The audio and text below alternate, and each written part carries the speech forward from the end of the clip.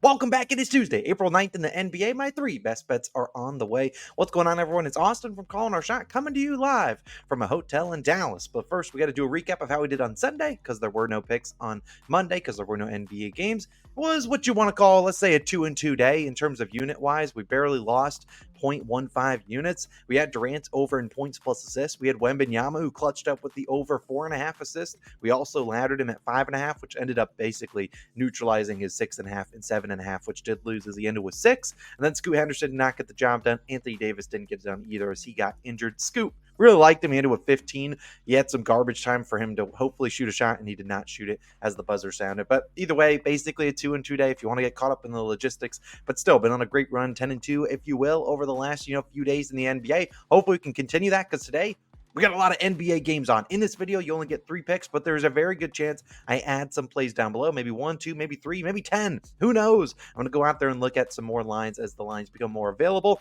And like I said, there's 14 games on. Sometimes the loaded slates like this can be tough to kind of sift through and find your favorite picks because you feel like you want to bet a ton of different things. So that's sometimes I feel like the bigger slates give you a lot more opportunity, but also you have to look through so many different things. But either way, check the pinned comment. If I do add a play, we pin down there. Definitely go check that out. But without further ado, we're going to dive into the NBA picks of the day. And the first one is going to be a 1.5 unit play. It is Mr. PJ Washington of the Dallas Mavericks over 2.5 first quarter points minus 140 on ESPN Bet. Now, this is also minus 140 on Bet365, minus 145 on DraftKings as my time of recording this and posting this to the COS All-Stars and our DubClub members. As always, if you want early access to every single pick we do, not just NBA, but also the MLB, which if you haven't been tapped in over there, you're missing out on money because we're like 23-8 over our last week.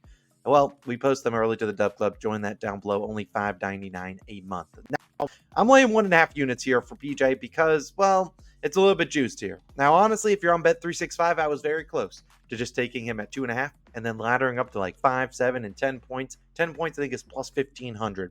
Now, call me crazy, but PJ Washington, I think, is in for a big night. Now, if you want a narrative play, Washington returns back to Charlotte, where he played his first 4.5 seasons before getting dealt to the Dallas Mavericks earlier this year. So a little bit of added motivation to face his former squad. Hopefully, he wants to give him some buckets. Now, also that, it's a perfect matchup for him. And I was looking at his regular over in points at 13.5, but I feel like if Washington's going to get the over at 13.5, probably is going to need to score 3 minutes in his first, 8 to 10 minutes of rotation. Now, in Washington's last 5 games, he has scored 4, 8, 8, 11, and 0 points in the first quarter, going over in 4 of 5. Now, he's attempted 3, 6, 2, 6, and 2 field goal attempts, plus 2 free throw attempts in 3 of those games as well. Did not get it done last game when he scored 0. Well, he went 0 for 2 and did not get a field goal attempt. I think that was against the Rockets, a team that's very good at stop and catch and shoot guys. However, this is not that case there. The Hornets are a team that is really struggling versus the catch and shoot player, and that is PJ Washington at this stage of his, his role on the Dallas Mavericks. What do I mean by that? Well,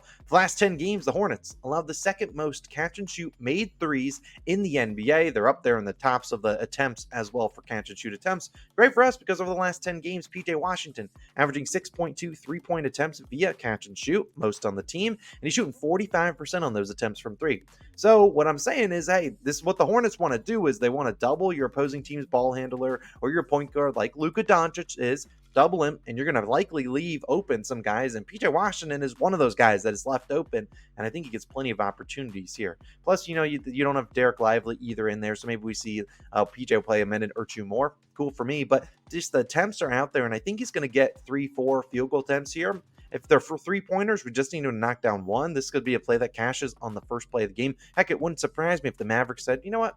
We're going to run a play for PJ Washington right out the gate and see if he can get cooking against his former squad. No, I wouldn't surprise me either. This is the Hornets, a team that the Mavericks probably won't take too seriously, let's be honest. But I think PJ's going to have some good matchups here. I think he's going to get some open opportunities. Like I said, I like his regular over in points. It was 12.5, but bumped up to 13.5. I like that. And while I don't normally lay minus 140 juice on many plays, I just think this line is a little too low for Mr. PJ, and I think he comes out and gets us 3 points in the first quarter. If it cashes on the first possession, I will go nuts, but PJ, I need 3 points out of you in the first. Go score 10. I don't care, but he's been really good getting those field goal attempts, just to knock him down. I think he gets a couple shots to knock down tonight. Hopefully he does it. If he wants to go to get to the free throw line, I'll allow that as well. Now, my second pick of the day, and I'm putting 1.5 units on that first one because I want to account for some of that juice. A 1 unit play at a minus 140 Yeah, it won back about 0.7. Not bad, but it's my favorite play of the day. I'll put 1.5 units. Now, this is only going to be a 1 unit play, and it's a guy that's going to be on the thumbnail, a guy you've probably heard of, maybe watched 1 or 2 times. It's LeBron James, over 32.5 points plus rebounds, -110 on DraftKings. Now, I was looking at his PRA line, but his PRA line's about 41.5.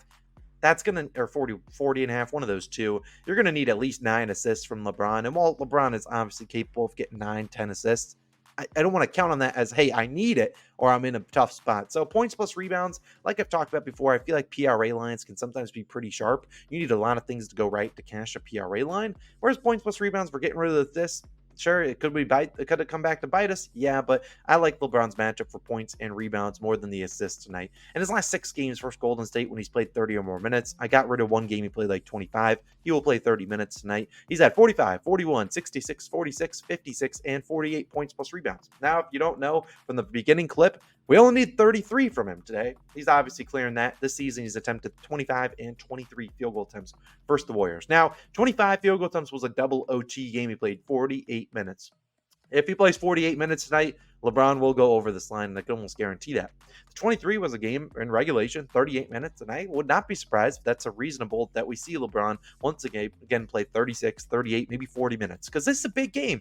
I mean, we think about the Warriors. They are the 10 seed right now, 1.5 games behind the Lakers, and the Lakers are still trying to inch up into that 7-8 spot. Now, assuming, the Lakers lose here, probably the loser of this game is going to be the one that's going to have to go on the road for a 9 versus 10 matchup, which could be an identical matchup to this. So I think at the end of the day, we've seen LeBron kind of pick and choose his spots. When does he want to show up? When does he want to be aggressive? And coming off a game he got injured in, you got Anthony Davis who's injured. Do I expect to play? If he doesn't play, we get great CLV here. I really think this is just a spot LeBron steps up in. We know he's very good, gets the rim, does his thing, and I just don't trust the Warriors' rim protection a ton.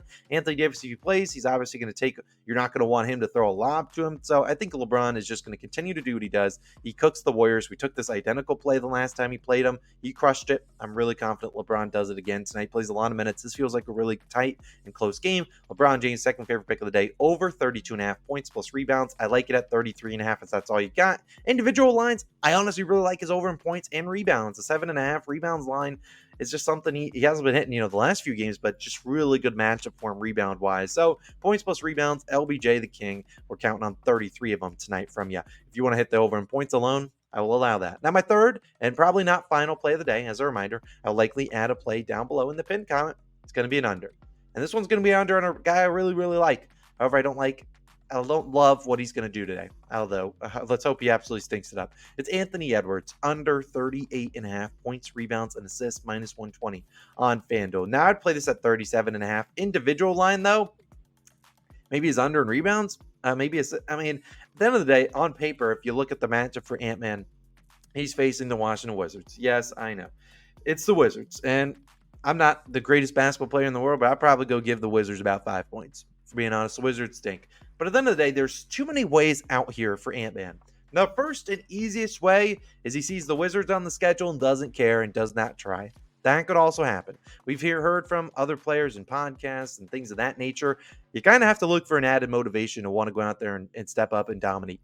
And sometimes in a matchup like this, I don't know if there's a lot of different ways for Ant-Man to be like, oh, yay, the Wizards. Let me go out and cook this team.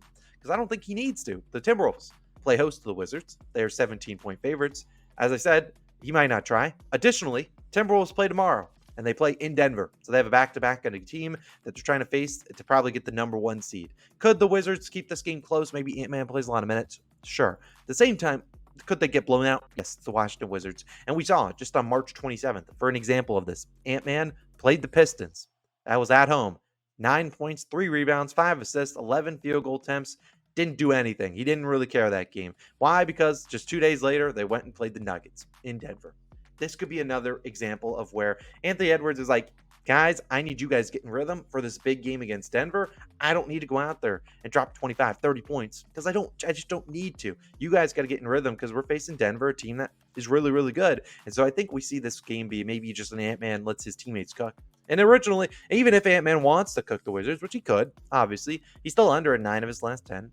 He's under in 60% of home games, and he's starting now next to Naz Reid and Rudy Gobert. They had some games in there with Cat out where you were putting Naz Reid off the bench. Naz Reid's in the starting lineup, so you got 2 guys that are in there that are going to grab a lot of rebounds, And also, will they get some assists? Sure, but they'll also get their points too. Mike Conley, who was out a few games ago when they played the Raptors, and you saw, obviously the Raptors are a pretty trash team too. You saw Ant-Man shoot a lot. It's because Mike Conley was out, and Mike Conley is obviously their point guard. So when he's out, it's not like they're really letting Nickeil Alexander-Walker run point. It was mostly Ant-Man. And when he has the ball, obviously, he's probably going to shoot it. That's what he's going to do. But Mike Conley should be able to get to his spots, should be able to get to his teammates, get them the good, wide open looks against the Wizards.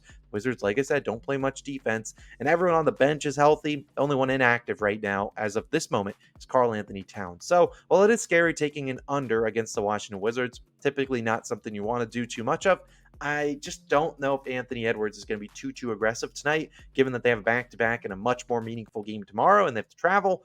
I just feels like a spot where we maybe try to smoke him in the first half, hopefully get up by 25-30, ease off the gas pedal in the third quarter, and just let the bench guys coast away in the fourth if you can. If the game gets within 10, fine, we'll put Anthony Edwards back in. But I just think this is a spot where we'll back the Timberwolves to hopefully smoke the Wizards, get a home win, and then have a big game against the Denver Nuggets tomorrow. So, Anthony Edwards, I love you, man.